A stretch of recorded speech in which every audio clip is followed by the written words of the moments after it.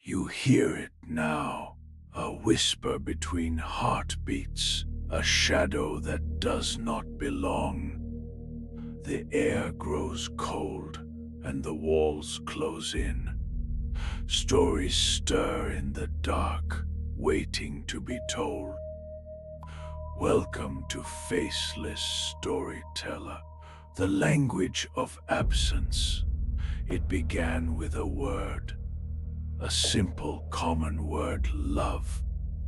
I was speaking with a student one afternoon, explaining the structure of a sentence in a lecture on metaphor and meaning.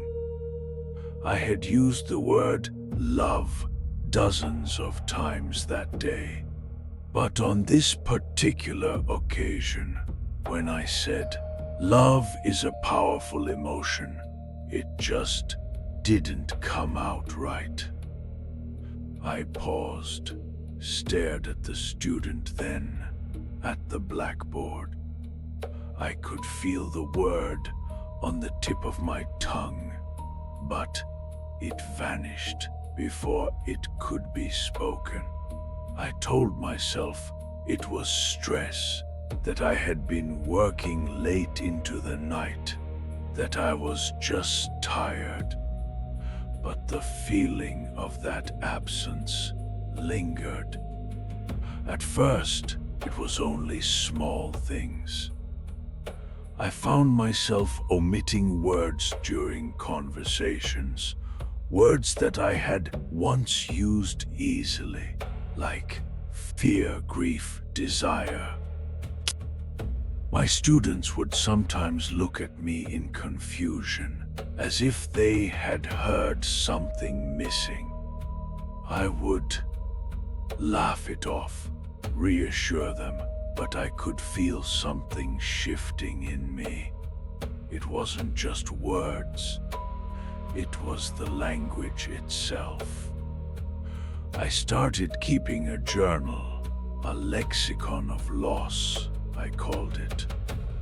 I would write down the words, the worst that I had lost, the ones I thought I had spoken, but that others claimed I had never used. Each entry was a little smaller than the one before. The handwriting was uneven, and I couldn't tell if I was writing it or if someone else had. I began to suspect that the journal was writing itself. The town where I lived, a small, damp university town in the Pacific Northwest, had always been a place of quiet academia, of eccentric scholars and whispered legends.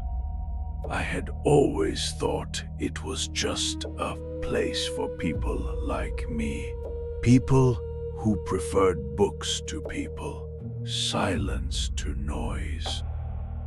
But the more I noticed the disappearance of words, the more I felt the atmosphere of the town changing. The air was colder, the streets felt longer, the trees seemed to stretch higher, as if the silence was pressing down on them.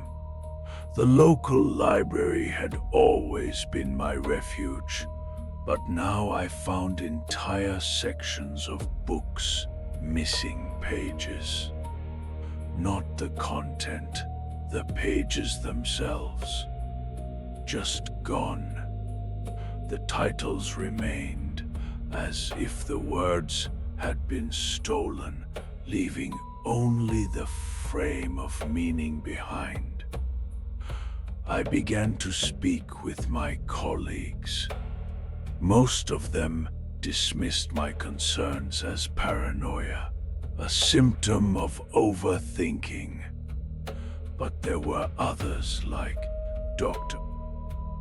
Marcus Hale, my former mentor and a man I had always admired.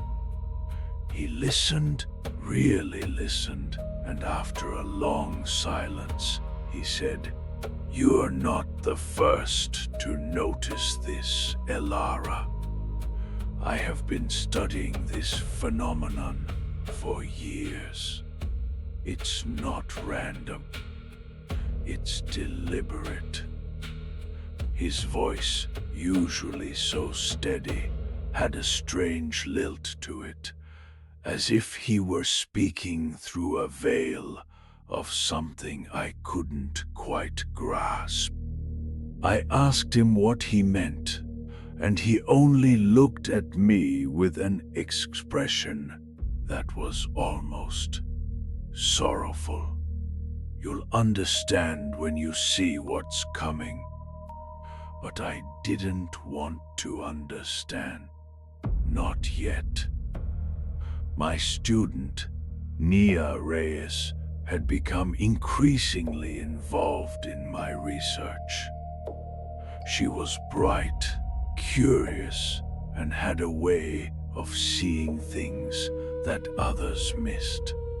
She was fascinated by the idea that words could be stolen, and she was determined to prove that language was more than just a tool for communication. It was a living thing, but I could see something in her that frightened me. She would start to speak, and then she would trail off, her face pale, as if the words had been pulled from her throat. I would ask her what was wrong, and she would shake her head, saying, "Nothing. I just can't remember what I was going to say." I tried to ignore it. I tried to focus on my lectures, on my research, on the journal. But the silence was growing. It was no longer just words that were vanishing. It was the essence of things. I would walk into a room and the air would feel different, thicker, heavier. The conversations around me would be shallow, as if people were afraid to speak too loudly, as if the silence was listening. I began to dream of being trapped in an empty room, surrounded by an unbearable weight. I would wake up screaming, my throat raw, my mind aching with the need to say something, anything, but there were no words left. One night, I found myself in the university archives, a place I had long avoided. I had heard stories about it, of books that whispered to those who dared to read them, of manuscripts that contained knowledge too dangerous to be spoken aloud. I didn't believe the stories, but I needed answers. I wandered through the dimly lit halls, my flashlight casting long shadows on the walls. I found a hidden shelf deep in the back where books were stacked in silence. I picked one up at random and opened it. The pages were filled with words, but they were not words that I recognized. They were words that had been lost, words that I had once known, but that had slipped from my memory. My hands trembled as I read, and I felt a coldness seep into my bones. "Ilara," a voice said behind me. I turned to see Dr. Marcus Hale standing there, his face lined with something I couldn't quite name. He stepped closer, his voice low. "You are not safe here.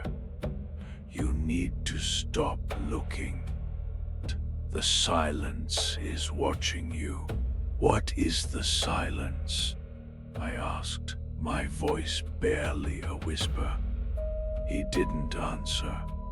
He just looked at me, and I felt something in him, something that had been there all along. It wasn't fear, it was regret. I went back to my office, my journal in hand. I opened it and began to write again. But the words didn't come easily. They were difficult, like pulling threads from a fabric that had already been torn. I wrote and I wrote and I wrote until my hands were shaking. I could feel the silence pressing in on me, filling the space between my words, between my thoughts, between my very being. The university had begun to change. I saw it in the eyes of my colleagues, in the way they avoided certain topics, in the way they would look at me as if I were something that should not be spoken of. I saw it in the students who spoke in broken sentences, as if afraid to complete their thoughts. And I saw it in Nia, who had stopped using her full name, as if trying to anchor herself to something real. One day, I found Nia in the library, her hands trembling. She was holding a book that I had written years ago, a book about the power of language. Her eyes were wide, and she was looking at me as if I were a stranger. "Ilara," she said, her voice barely a breath. "Did you know that the first word ever spoken was love?" I didn't answer. I couldn't. I just stared at her, my heart pounding in my chest. I could feel the silence in the air pressing down on us both. And then I heard it. A voice. Not Nia's. Not mine. It was a voice that was not a voice, and it was speaking words that I could not understand. It was speaking a language that had never been spoken before, and I could feel it slipping through my fingers, vanishing into the air. I tried to speak, to warn her, but the words were gone. I tried to write, but the ink on the page was not my own. I tried to move, but my body was frozen in place, as if the silence had taken hold of me. And then I heard my name, Ilara. I looked up and I saw the silence. It was not a thing. It was not a being. It was an absence, a void where language had once been. It was the sound of words being stolen, of meaning being erased, of communication being reduced to a whisper. And it was looking at me. It was looking at me, and I knew that I had no choice but to speak. But I had no words left. I could only look at it, and I could only remember. I could only remember the words that had been stolen. And as I remembered them, I felt the silence shrink, and I felt the language return. But not all of it. Some of it was lost forever. And I, Elara Voss, was left with a silence that would never again be filled. Thank you for staying until the end, where the silence grows thick and the unknown lingers just beyond your sight. If the story unsettled you, leave a like and share your own tale in the comments. Subscribe for more stories that whisper in the dark. Until next time, remember, the faceless are always watching.